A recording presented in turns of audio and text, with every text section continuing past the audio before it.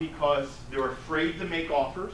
They don't have enough time to do the business, which they have every intention that they're going to do it, but they don't. Okay, life gets in the way.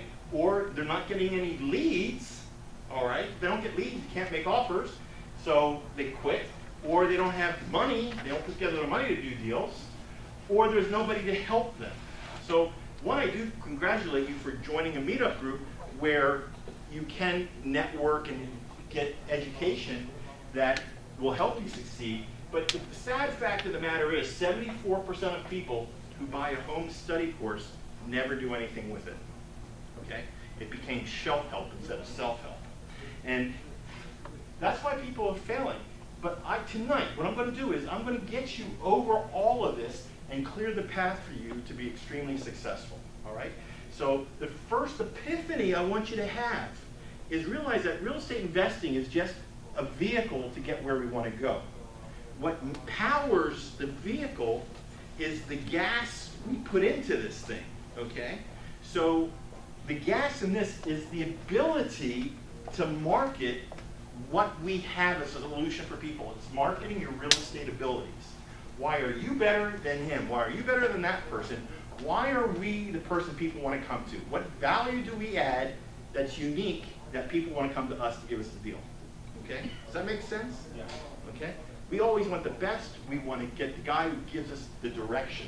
So, the keys to marketing your business. First of all, remember, think like a CEO. You got to automate everything you possibly can, and other than that, you got to outsource.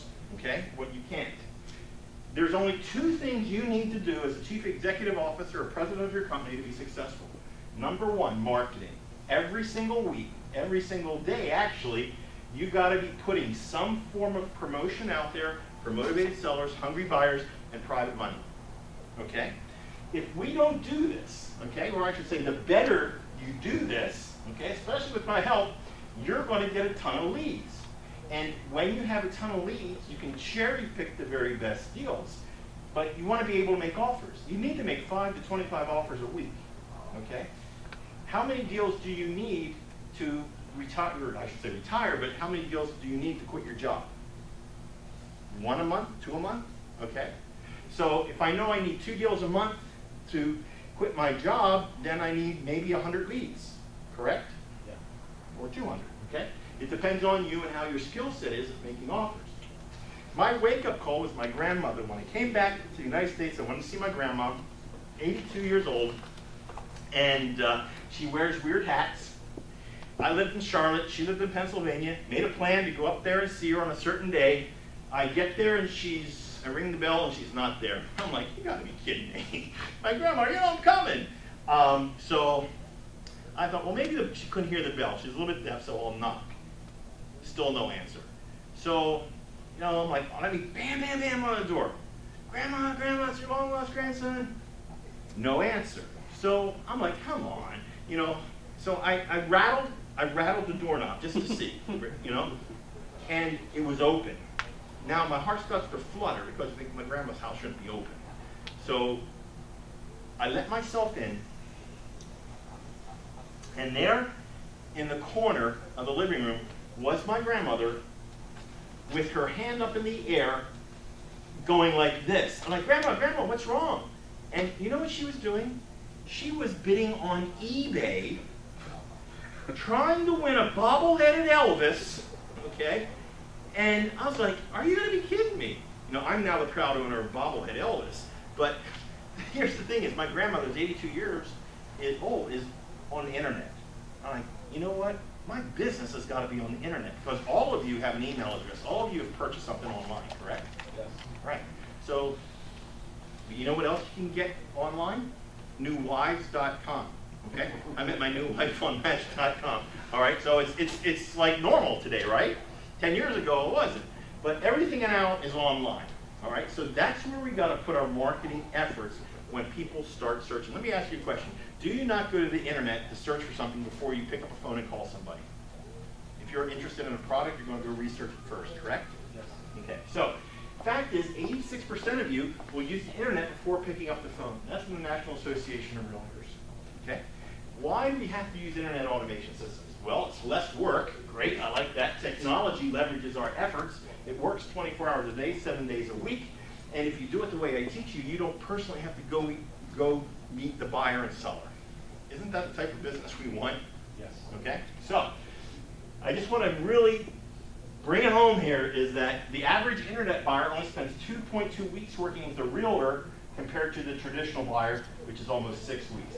Realtor showed an average of 6.65 homes to internet buyers versus 22 to traditional buyers. That's way too much work. So internet buyers spend approximately 60% less time working with a realtor compared to a traditional buyer. Okay, that's realtor statistics. But if they know this, don't you think we have got to start doing this? Yeah, okay, good. So where do we begin? How do I ensure your success so when you leave here tonight, you have steps to put forward to be successful? That's what you want to know, right? Good. So let's solve the problem of fear first. Is most people say, I don't have any money. Now, Tom gave you what is hard money, okay? I want to give you some other alternatives also. And the first one is finding money online for smaller amounts of money, like $5,000, okay? And let's say you want to use this for a down payment deposit, okay? Or an option fee, what have you. So you want to go to prosper.com. This is like the eBay of the auction world, is that you put what you want the money for up on prosper.com, and people will start to bid on you like an item and tell you what rate and term they're going to give you, okay? And if you forgot your notepad, you can take a picture too, okay? I don't mind if you want to take a picture or two. The second is Go Big Network. You all heard of angel investors, right? Venture capitalists? Go Big Network. So you have to have an LLC and you have to have a business plan, but go put yourself on that site as a company with a business plan, what you want to do with the money, and you can find $50,000 or more, okay? Those guys are always looking for somebody who has, you know, a game plan and what sort of rate they can get back for that money. The third one, is anybody doing short sales in the room? Flipping short sales? Okay, good. This next one is quick return money. And this one is transactional funding that's only 1.5% interest for a day. You use it overnight. You don't have to worry about your credit score or anything like that. They'll bring the money in, they'll close the deal, and you're in and out. Okay? So that gets around a lot of the clauses that other banks want you to deal with. So we actually close it, and then we close it once and do it again. So that's transactional funding. And then my favorite one to develop my own private money lenders is InfoUSA. This is the United States, or actually the world's largest data broker. They know everything about you, probably more than the government knows about you. And this is the site you go to. You can sign up for free, okay? But you want to start looking at and think about who are the people that would actually give you money. So let me ask you this. What's the name of that site? InfoUSA. Can you go back? Yeah, InfoUSA.com. So I was at a seminar. Tony Robbins said, if you start asking better questions, you'll start getting better answers. So my question at the time is, who's the type of person who's going to give me private money to do a deal? Okay? So I came across this site, and they have all this data in there, but I had to figure out, well, I didn't want to buy it all. I just needed a specific area for my private investors. So do you all know the zip codes in LA where all the rich people live? Yes? Yes. You know where all the rich people live in LA. Yes. So you pick that zip code, first of all. Okay, so I'm going to make some assumptions here on this site. I'm looking for rich people. Okay? I want them to be 35 years and older. Now, I'm doing this for Greenville, South Carolina. So the average income in Greenville is $34,000 a year. Now, you guys' salaries here are $35,000 a month. All right? You guys make salaries like this, you know, every year. So I needed guys in my area that had an income of $100,000 to $250,000, because that would be really wealthy where I live. All right? I want them to be married because I'm thinking I want their mindset to be, I'm forward thinking into the future that they have to start planning for their retirement. Okay? I wanted them to be male because they only wanted one name. Okay? I like to say the males make the decisions in the house, but we all know the ladies tell them what to do, so I only needed one name. I wanted them to be a homeowner so they knew what it's like to own real estate. I wanted their home value. You know, where I live in South Carolina, the median home price is only $122,000, okay? what's the median home price here? 500, all right? So you want to go to double that. So you would find everybody's home value is $1 million and above, okay? You want to have a mortgage present? That's up to you. They might have an equity line available. But here's where it gets fun. This site knows how much cash you have access to. So for me, I wanted them to have at least $100,000 to $1.8 million available. Is that pretty powerful? Is that powerful? Okay. Now it gets more fun. Because based on everything you've done, like your purchases, your car you drive, the house you buy, the magazines you subscribe to, your hobbies, they have this mathematical algorithm that categorizes you into different investor mindsets. Like, I picked very aggressive investor. They have moderate investor. They have not likely an investor at all. So who do you think I put? Very aggressive investor, right? Because the reason I did that is because I need to know, with a very aggressive person, how do you get underneath their skin to get their attention? Okay, there's a mindset these people have. You all watch Shark Tank? Do you know how you get underneath their skin and get them to sit up in their chair and take notice? Tell them something they don't know.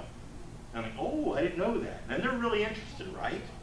So we have to tease these people. Now, I'm a very aggressive investor. I'm a type A personality, and I know how to get under the skin of other type A people because I know how you can get underneath my skin. Does that make sense? Okay. So I then pulled their information. I went their name, address, phone number, all that stuff. And I got a list of 92 people. What does it cost me here? $31. Would you be willing to pay $31 for 93 aggressive investors who have access to $1.8 million? Yeah. Okay, that is very good. So now you're wondering, I got this information, what do I do with it? Well, now I built a little postcard, okay? And I just sent it out, and I said, look, important information requires your attention. Investor alert, free online report. You know, secrets Wall Street's not telling you. Well, what's that about? Would you go to the website? Yes? Yeah. More than likely, if you were an aggressive investor, yes? Yeah. Okay. So, if I go to this website and I contact them, and they see it's built like a bank site with sample deals and what's going on, I'm educating about behind the scenes about being a private money lender. Once they contact us now, what do I have? A lead? Yeah. Now I can start building a relationship upon that lead that